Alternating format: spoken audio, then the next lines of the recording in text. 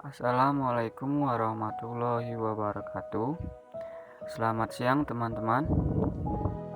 Kami dari kelompok Unilever yang terdiri dari Mario Triali, Astria Sianturi, Sheila Adewindayani.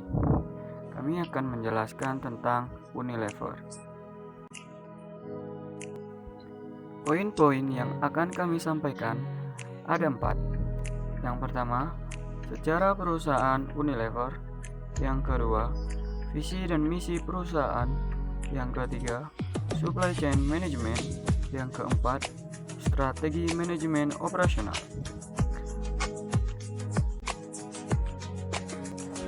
Sejarah perusahaan Unilever.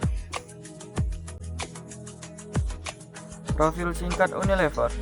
Unilever adalah perusahaan multinasional yang didirikan pada tahun 1930 oleh Antonius Johannes Jagers, William Lever, James Darcy Lever, Samuel van de Voort, John Schultz, dan berkantor pusat di Rotterdam, Belanda.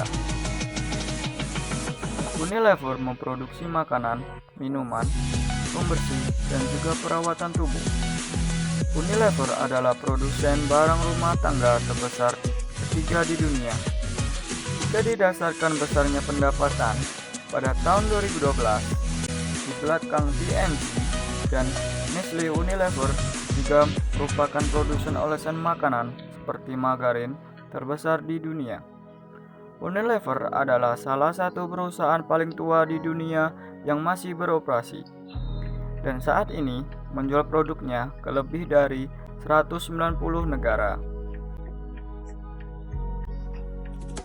Visi Unilever yaitu untuk meraih rasa cinta dan penghargaan dari Indonesia dengan menyentuh kehidupan setiap orang Indonesia setiap harinya.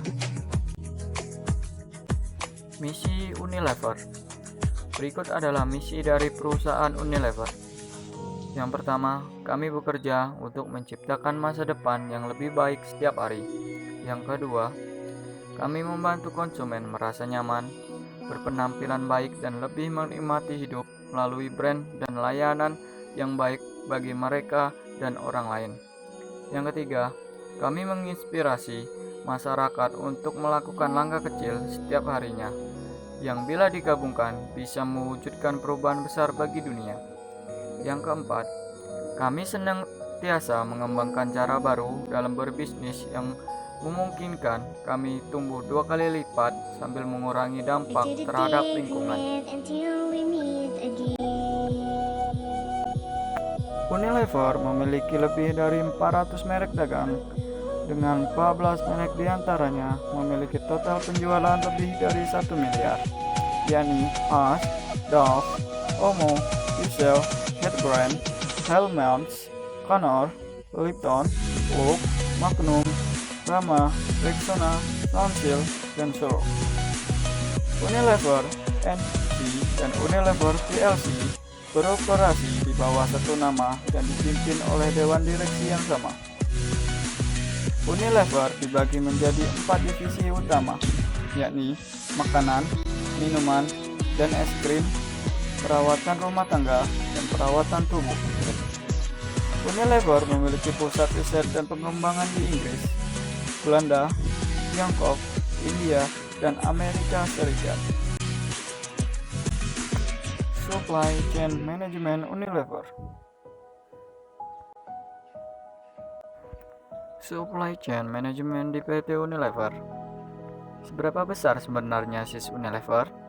Sebagai gambaran, Unilever memiliki total sales tahun 2003 sebesar 8.124 triliun, tumbuh secara signifikan menjadi 15.578 triliun pada tahun 2008. Revenue itu dihasilkan dari produk-produk yang sangat dikenal masyarakat, antara lain Molto, Domestos Nomos, Taro, Blueband, Rexona, Sunlight, Love, Rinso, Pond's, Lifebuoy, Surf, Ash, Lipton, Vaseline, Sariwangi, Skippy, Sunsilk, Clear, Citra, Pepsodent, dan Close Up.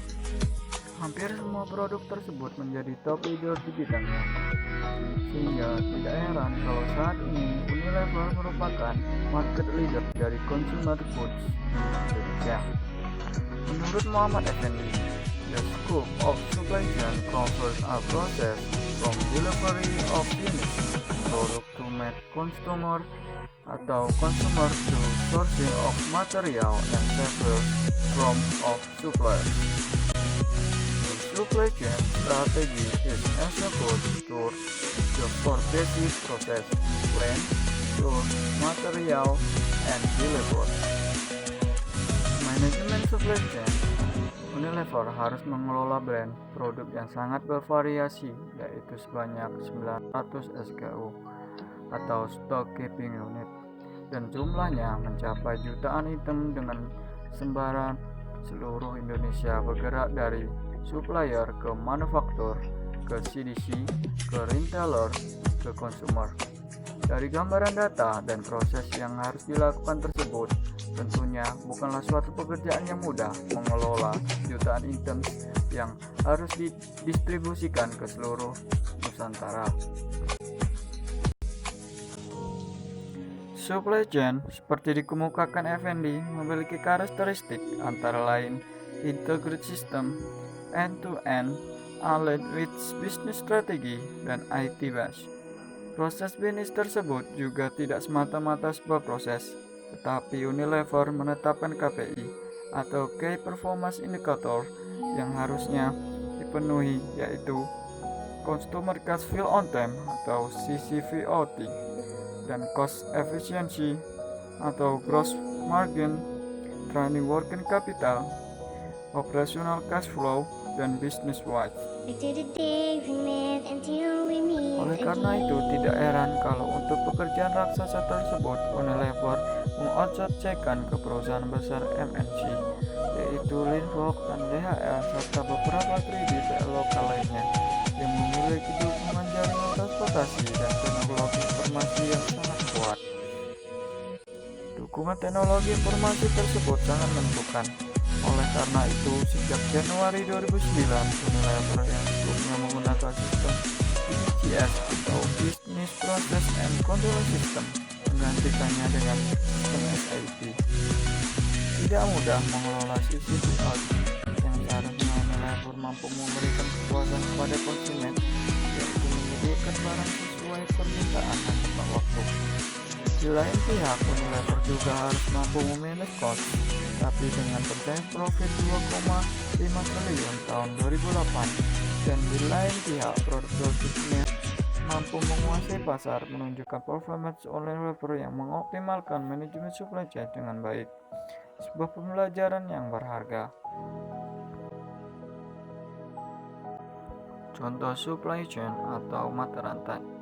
Yang pertama, suppliers. Aliran fisik yang ada dalam mata rantai yang pertama ini antara lain bahan baku, material mentah, material tambahan atau suku cadang. Suppliers atau pemasok yang ada dalam rantai pertama saling berhubungan dengan supplier lainnya. Pada mata rantai pertama ini saja jumlahnya bisa sangat banyak, tapi bisa juga hanya ada pemasok tunggal atau sedikit.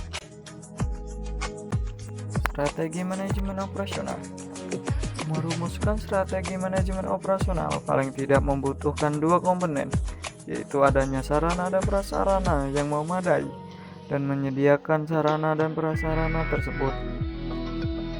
Dari dua komponen di atas, hal-hal pokok dalam manajemen operasional dapat dijabarkan menjadi beberapa bidang, yaitu inventarisasi, prosedur, pembelian barang, pengendalian mutu, biaya produksi, produktivitas kerja, jadwal produksi, tenaga kerja, dan penggunaan fasilitas dan pemeliharaan peralatan.